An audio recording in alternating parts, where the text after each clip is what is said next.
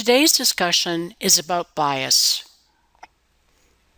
What exactly is bias? Bias involves a writer's predisposition to influence a reader by using an appeal to the emotions through the use of slanted, emotional, or subjective presentation of material. How do you detect bias? Well, just like many other things, word choice can demonstrate author's bias, and understanding the difference between objective and subjective tone of an author will increase your ability to pick out any bias displayed by the author. Let's go look at our first example. Nelson Mandela was a political and anti-apartheid activist. Nelson Mandela was a sore spot in the South African establishment's side. Okay, now let's look at sentence 1, example 1. This is basically just giving us straight ahead factual information that we can look up anywhere. However, if you look at example 2, when you say somebody was a sore spot, we're giving more emotional or biased information. So we would definitely say that we're not biased in this one, but the author is showing a bias, calling Mandela a sore spot in the South African establishment's side. Okay, let's move on and learn some more about bias. Bias can represent both positive and negative emotions. With a positive bias, you are considered to be biased for someone or something. With a negative bias, you're considered to be biased against someone or something. Let's take a look at an example. My granddaughters are the smartest, cutest, and best behaved girls in the state. Well, I'd have to say at this point that you could definitely pick this up about the author, that this person is very positively biased. And we'll put a P for positive bias because she's using words like the smartest, the cutest, best behaved. All right, let's take a look at the next example. Our neighbors are loud and obnoxious, having parties at all hours of the day. Now, in this case, we would say that the author is showing a negative bias against their neighbors, against her neighbors. They're loud and obnoxious, having those parties at all hours of the day. So obviously we can see a positive bias and a negative bias. Now you may be wondering, and I'm sure you are as you're reading actively, why is it important to detect bias? Well, an effective reader must be able to tell the difference between objective and biased material in order to think critically. Another point, where is bias found? Biased language can be found in almost any kind of writing that involves a writer's emotions. Furthermore, it is used to persuade readers in advertising, in politician speeches, and in newspaper and television editorials. Bias may be revealed through a number of things: the slanting of language and material, use of emotionally charged language, name-calling, overgeneralization, and faulty assumptions based on inaccurate information. So we're going to look at a few examples and determine if the bias or slanting is negative or positive for each pair. Here we go. The woman was fat. The woman was statuesque. Well, let's just take a peek here. If someone calls a person fat, obviously that would be a negative bias. But if you said that a woman was statuesque, that would be a much more positive way So you would be talking about a positive bias in this case. Let's look at another pair. The teacher told us we'd never pass that test. Well, you see this word never? You can get that attitude that the author is showing a negative bias toward the teacher in that test. However, on the other hand, the teacher told us the test would be very challenging. In this case, we see a very positive bias, that the person is up to the challenge. Let's take a look at some more examples. Determine if these passages contain biased language or objective language. We've seen this passage before. Everyone must perform his or her basic civic duty and vote in the upcoming election. This bozo has been in office far too long, and he's had a terrible influence on our state. He's made nothing but wrong moves and delivered empty promises. Let's make a change for the better. He is a poor excuse for a governor. Now, obviously, from everything that we've examined from before, we've seen these words, bozo, terrible influence. When we talked about tone being very emotional, delivered empty promises, let's make a change for the better, a superlative, poor excuse. Obviously, we are looking at a person who is biased against. We're not using objective language here. We are using a negative bias against the topic, against the governor, which is what he's talking about. Okay, let's go and look at another example. Keep practicing, and we'll get good at this. Okay, there are many ways to improve your reading. First, you must understand unfamiliar words. So writing them in a journal, looking up their meanings, and using them in a paragraph will help you learn those new words. Next, you must practice reading every day to keep up your skill. Furthermore, you should underline important points as you uncover them to check your understanding of the reading material.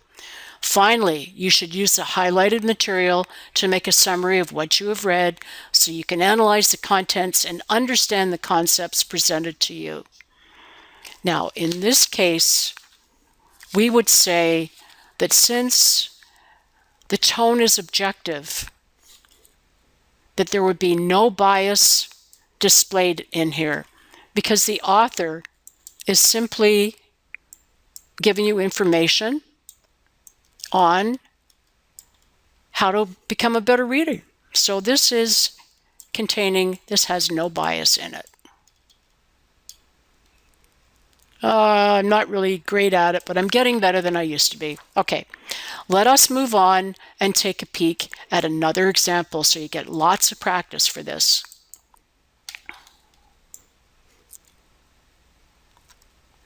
Determine if these sentences involve name calling.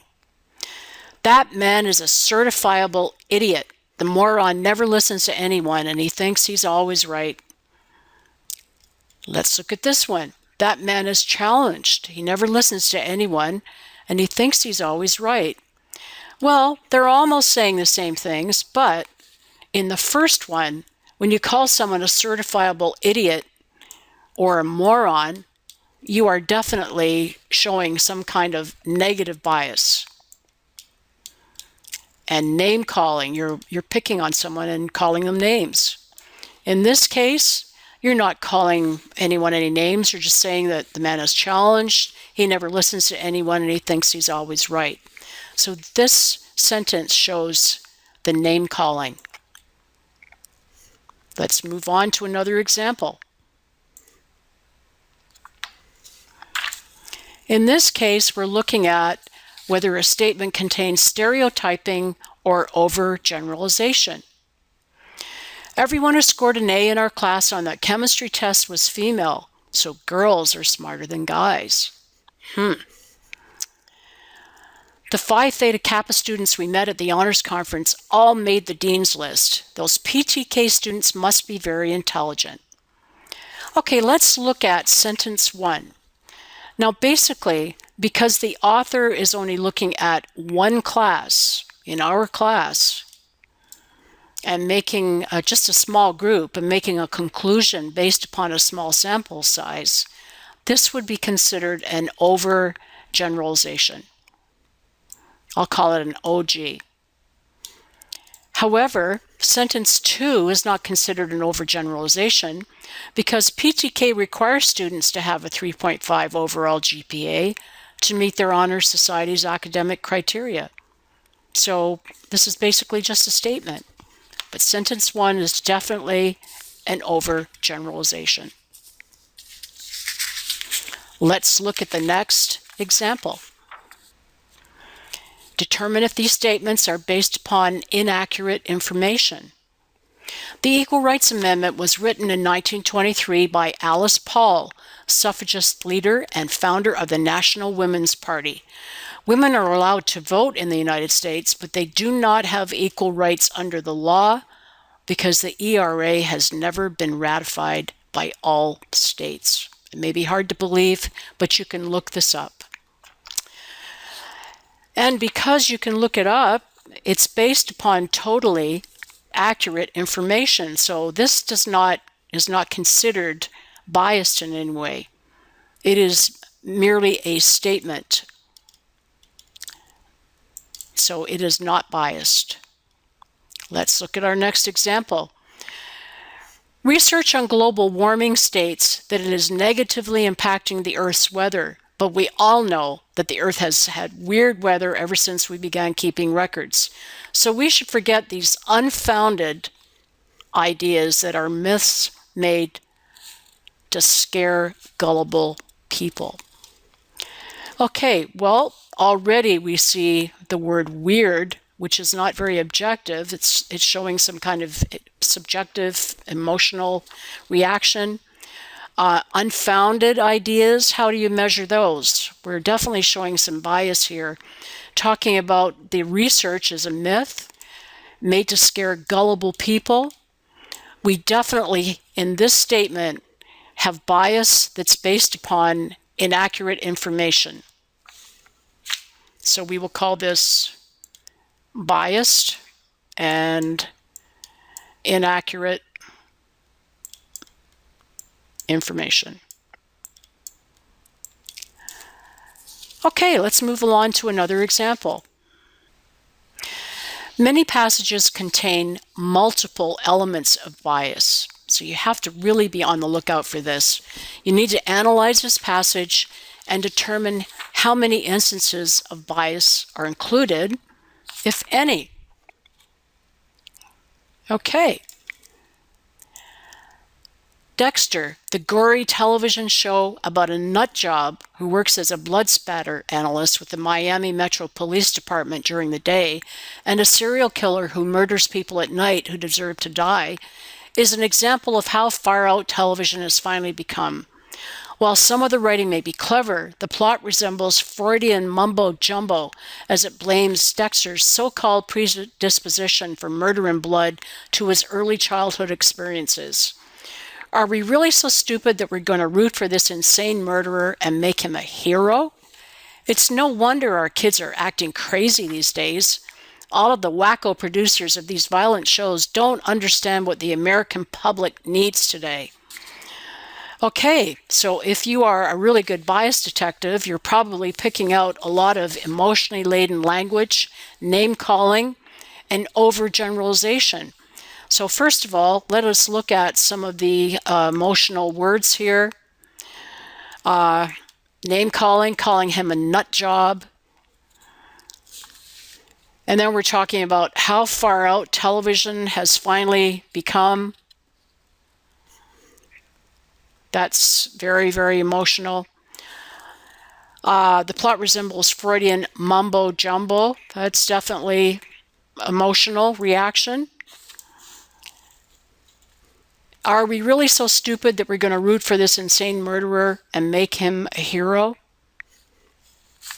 It's no wonder our kids are acting crazy these days. Obviously, this person thinks that the kids are acting crazy and that he or she has the answer that nobody should be showing these television shows.